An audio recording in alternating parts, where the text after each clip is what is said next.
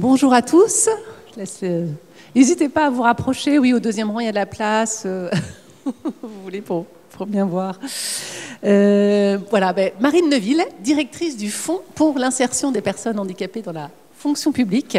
Je suis vraiment très heureuse de me retrouver ici parmi vous dans ce magnifique bâtiment qui est l'université de Bordeaux, que je ne connaissais pas du tout, mais qui est vraiment très beau.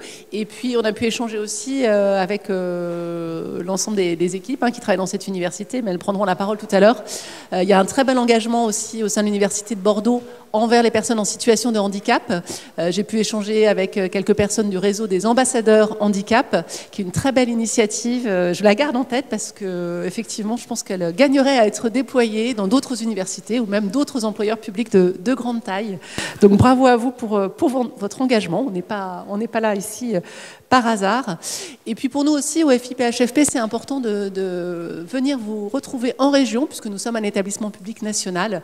Mais finalement, si nous pouvons financer, impulser, coordonner, porter des politiques d'emploi dans le champ du handicap, c'est vraiment vous qui, sur le terrain, concrètement, recrutez, accompagnez, maintenez en emploi les personnes en situation de handicap. Et c'est grâce à vous que le taux d'emploi des personnes en situation de handicap dans la fonction publique progresse.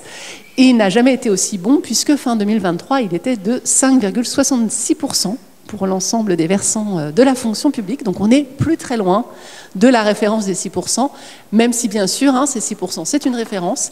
Il ne faut pas s'arrêter là, ce n'est pas un plafond. Notre objectif, c'est bien que toute personne en situation de handicap, dont c'est le projet professionnel, puisse intégrer la fonction publique et trouver un poste qui corresponde à ses aspirations et ses compétences. Alors aujourd'hui, nous nous retrouvons pour la 17e étape du Tour de France des handicaps invisibles organisé par le FIPHFP. C'est notre avant-dernière étape. On termine le mois prochain en Bourgogne-Franche-Comté. Ça a été vraiment un Tour de France plein de belles rencontres, riche d'enseignements et de témoignages. Et je suis sûre que l'après-midi d'aujourd'hui que nous allons passer ensemble sera tout aussi riche et intéressante.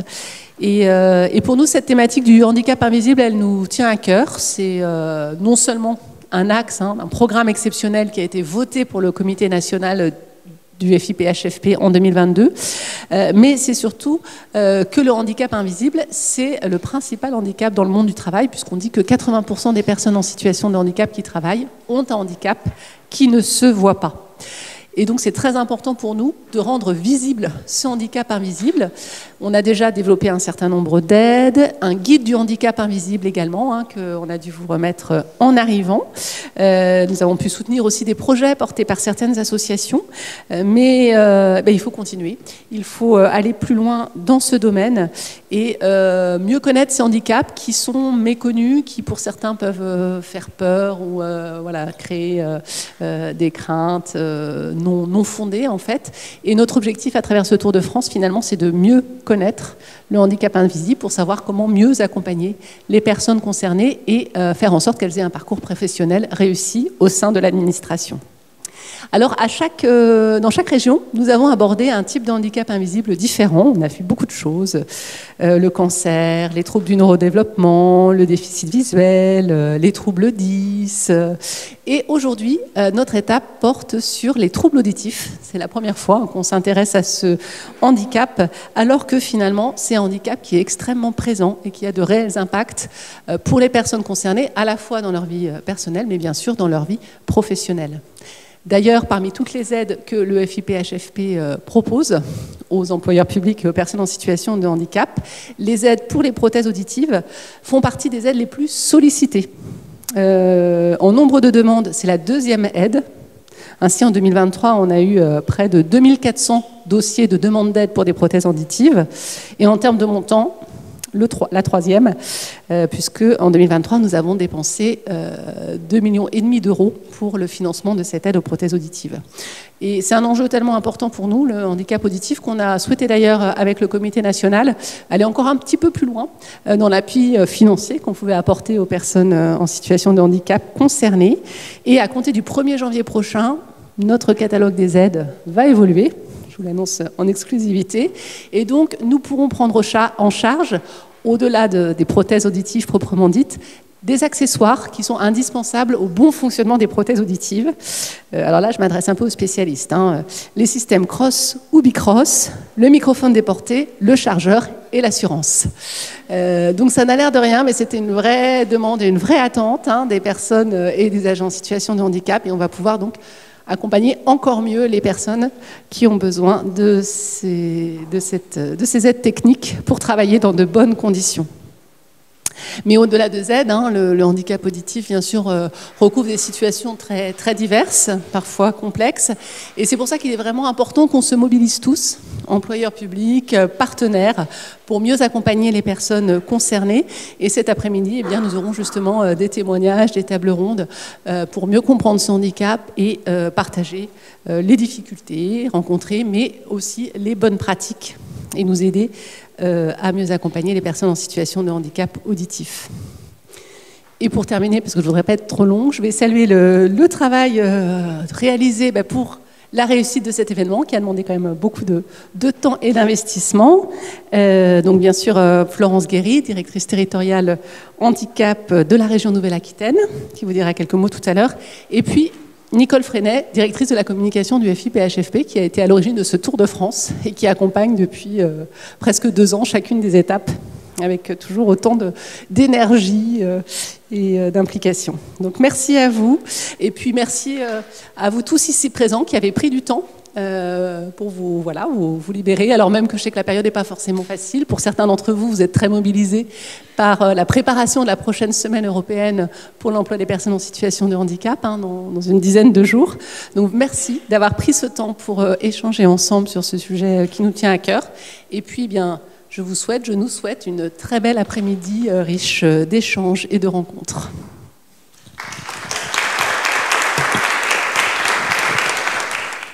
Merci aux interprètes qui sont ici. Merci à tous d'être là. Merci Madame la directrice. C'est un événement important. Alors déjà, d'un point de vue du portage politique, c'est un événement qui s'inscrit dans la politique de notre université. Je représente ici, bien sûr, notre président, Dean Lewis, et toute son équipe. C'est important parce qu'il s'insère dans cet événement dans les objectifs, on va dire, de responsabilité sociétale et également dans le cadre du vivre et plus que du vivre, du faire ensemble de notre université. Donc au-delà de mots, il faut de la concrétisation et c'est ce qu'on voit aussi aujourd'hui, c'est ce qu'on essaye de faire modestement au sein de notre université avec un souci non pas d'inclusion mais d'inclusivité. Donc on a énuméré quelques catégories de handicap. Oui, en effet, c'est important de jouer sur la diversité, mais quand on magnifie la diversité, il ne faut pas gommer bien sûr les différences. Et là aujourd'hui, on est sur une forme d'altérité. Alors pourquoi doublement cet événement est important pour nous? Parce que c'est aussi d'un point de vue politique le renouvellement de la convention du FIPHFP pour 2025-2028, une deuxième étape très importante pour justement aller au sens de notre politique de responsabilité sociétale, du vivre ensemble, c'est pouvoir justement être au bénéfice de nos agents, pouvoir également favoriser leur bien-être, la qualité de vie. C'est important de le signaler et ce portage, on va dire politique, peut se concrétiser également par différentes actions, comme par exemple nos ambassadeurs handicap qui sont là et qui vont porter la parole et qui permettent justement aux agents qui sont disséminés sur tout le territoire de l'Université de Bordeaux de pouvoir justement avoir confiance, porter la parole, oser porter cette parole, c'est important. Je tiens à féliciter aussi tout le travail qui est fait justement auprès de nos responsables on va dire du handicap, de la mission handicap, mais d'un point de vue des ressources humaines et donc de la direction de l'action sociale et de l'innovation sociétale. C'est très important. Donc Nathalie Constant en tant que correspondante handicap, Muriel Réfé qui est là et toute son équipe, justement permettent de concrétiser cela. Alors comment ça se concrétise? D'abord par, bien sûr, un schéma directeur du handicap, ça c'est très important, qui permet de poser les jalons d'une action, trouver des indicateurs et de ces indicateurs après faire une évaluation pour mieux anticiper l'avenir et rester dans une inclusivité. C'est important. Alors j'ai entendu donc notre directrice, Madame Neuville, intervenir sur cette journée. J'ai lu un petit peu le chapeau introductif concernant ce beau Tour de France.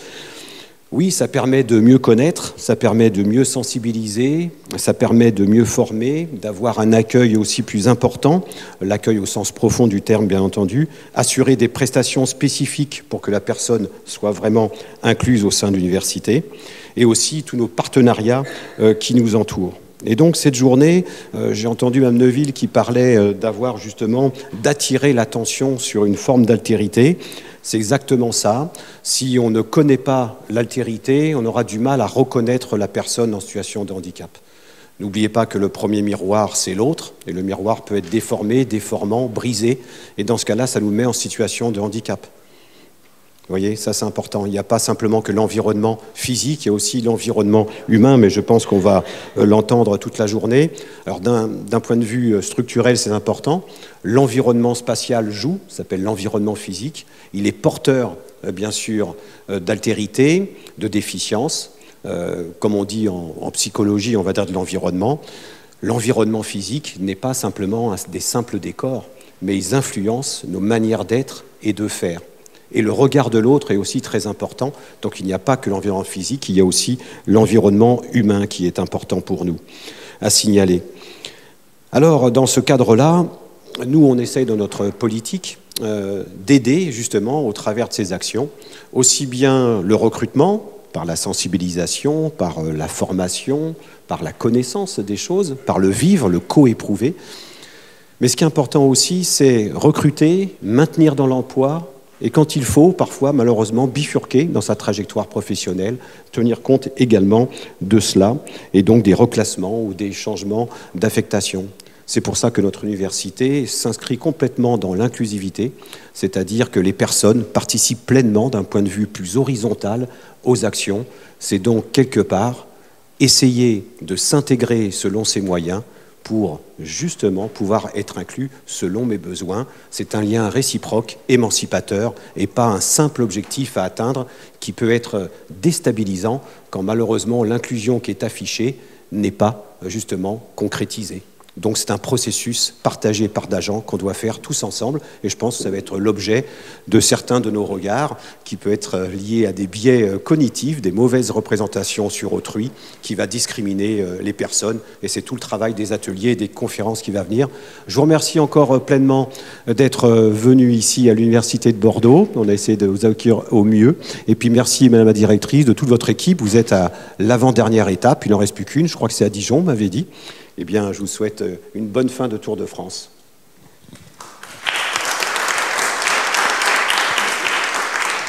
Merci, et puis merci à ADEO pour nous avoir accompagnés sur l'organisation de cet événement. Alors, ça fait... D'abord, je suis contente de voir plusieurs têtes connues dans cette assemblée. Merci à vous toutes et tous d'être venus. Alors moi, je suis Florence Guéret, donc je suis la locale de cette 17e étape.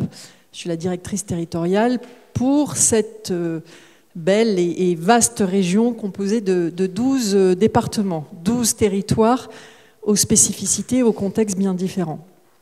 Tout à l'heure, dans la cour, Nicole Fresne, notre directrice de la communication, a fait une petite pastille et me demandait pourquoi avoir choisi ce thème sur la question des troubles auditifs. J'avais peut-être envie de vous raconter une anecdote que j'ai vécue quand je suis arrivée. Moi, je suis arrivée en pleine crise du Covid, donc en pleine, j'allais dire, actualité des masques. Et un jour, je reçois un mail d'un élève infirmier d'un hôpital de Nouvelle-Aquitaine me demandant si on prenait en charge les masques inclusifs. Alors j'étais un peu interpellée puisque nous, FIP, et vous, employeurs publics, vous aviez fait pas mal de communication dessus. Et il s'avère que finalement, par un heureux... Alors je vois Madame Delacour qui... C'est pas chez vous, je vous rassure ou pas, mais c'est pas chez vous, c'est pas le CHU de Bordeaux. Mais de toute façon, c'est pas du tout pour pointer pour pointer l'hôpital, bien au contraire, mais pour montrer combien ces handicaps invisibles parfois nous percutent dans nos pratiques.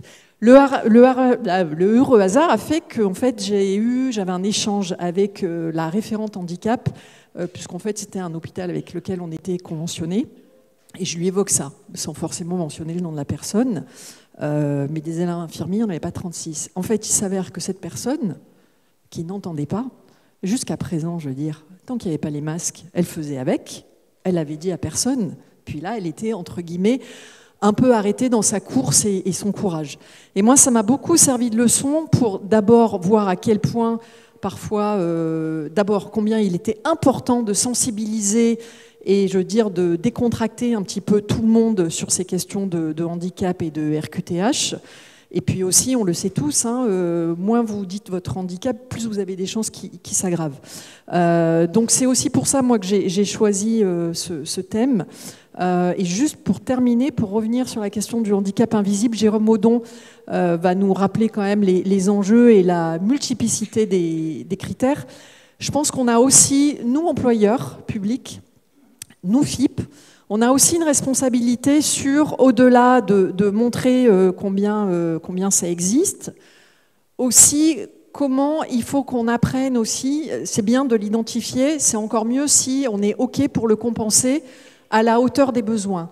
Et pour tout vous dire, et j'ai eu encore une discussion, pour rien vous cacher, il y a une demi-heure avec quelqu'un dans cette salle, autant, et nous on le voit sur le catalogue des aides, autant tout ce qui est handicap, entre guillemets, très concret, très visible, les cas de figure sont assez simples, je dis relativement, entre guillemets, simples à identifier, et le go pour la compensation financière est assez évidente. Autant je pense qu'on a tous une marge de progrès à faire sur comment aussi on est en capacité, je veux dire, de sortir du cadre pour bien prendre en compte toutes les situations ultra complexes que vous pouvez avoir à rencontrer dans la vie. Voilà, je voulais juste terminer sur cette anecdote et je vais sans plus tarder laisser la parole à Jérôme Audon.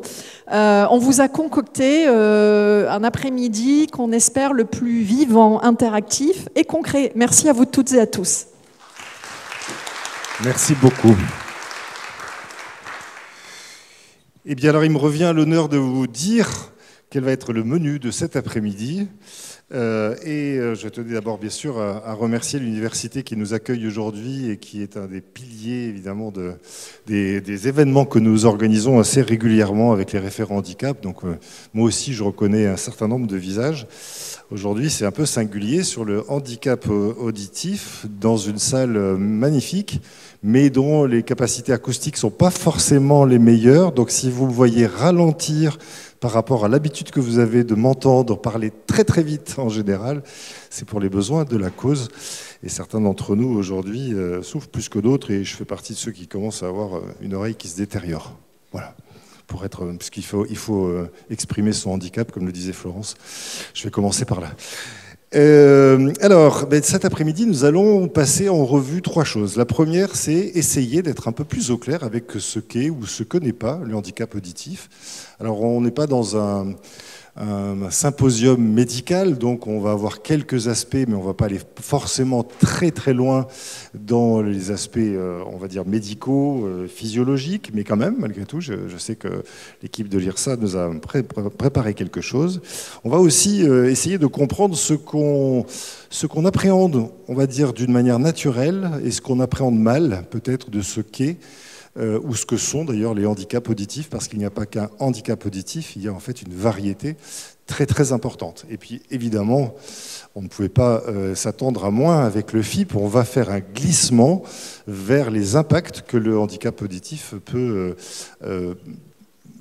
provoquer, on va dire les impacts en environnement de travail. Donc, avant d'arriver à ça, on va le faire plus exactement avec l'IRSA. Alors oui, j'ai remercié beaucoup le FIP, bien sûr, et l'université, mais alors franchement, on fera une standing ovation tout à l'heure, mais l'IRSA nous a énormément aidés, et vous allez comprendre pourquoi tout à l'heure. Je n'en dis pas plus, c'est un scoop. Si vous ne connaissez pas l'IRSA, vous saurez presque tout en partant, et vous aurez en plus de ça le stand pour parfaire votre connaissance, si jamais il vous manquait encore 2 ou 3 informations. Mais dire ça nous a énormément aidé et nous allons voir plusieurs de ces représentants. Donc on va faire d'abord un premier tandem. Enfin, je vais commencer à vous parler de handicap invisible. Ça a été très bien introduit par Florence Guéry, hein, qui disait, et d'ailleurs aussi Marine Neuville, hein, handicap invisible. À l'intérieur de handicap invisible, il y a quand même des particularités sur chaque type de handicap, mais nous avons, ça y est, je me remets à parler très vite, mais nous avons tous des représentations et c'est ce qu'on va traiter. Une fois qu'on aura parlé de ces représentations, on va essayer de mieux comprendre, faire un espèce d'état des lieux de ces fameux impacts dont je parlais. Nous allons ensuite avoir la chance, ça sera la deuxième table ronde, d'avoir un regard croisé, ou plutôt des regards croisés, qui vont nous permettre de voir à travers un parcours quels sont les embûches, mais aussi les solutions, les réponses, les écoutes qu'on est susceptible de pouvoir déclencher quand on est confronté à telle et telle situation pour arriver justement à trouver des solutions. Et donc je suis très reconnaissant, non seulement à Nathalie évidemment qui est une cheville ouvrière aussi de cette organisation, Nathalie Constant, mais aussi à Alicia Cigarroa qui nous fera la joie et voilà, la justesse de ce témoignage. Et puis nous aurons ensuite une autre table ronde, une dernière table ronde sur ce qu'on pourrait appeler les ressources mobilisables. Donc on a parlé de compensation, on va aller un peu plus loin que les compensations et on aura notamment la présence d'Annie Marcoux qui nous parlera du rôle des Cap Emploi et notamment dans le système de prescription. J'en dis pas plus. Sophie Morel, toujours lire ça, viendra nous expliquer ce que sont les appuis spécifiques et plus exactement comment ces appuis spécifiques, notamment dans le cadre du handicap auditif, peuvent se mettre en œuvre. Et puis Fabien Gabassi, dont je n'ai pas encore... Si, ça y est, je vous ai vu. Voilà. On avait préparé, on s'était vu en visio, mais je ne vous ai pas encore croisé dans cette salle. Fabien Gavassi, qui viendra nous expliquer comment... Parfait. Merci. Et donc oui, merci beaucoup. Et du coup, nous aurons avec Fabien Gabassi aussi une découverte de ce qu'est une unité d'accueil et de soins des patients sourds au CHU de Bordeaux. Ce qui est particulier, c'est qu'en fait, Fabien Gabassi a des talents particuliers pour être dans cette unité d'accueil. Nous allons le découvrir tout à l'heure. Voilà, et puis nous offrons ensuite une conclusion. Enfin, je vous laisserai la parole, Marine Neuville, pour faire cette conclusion.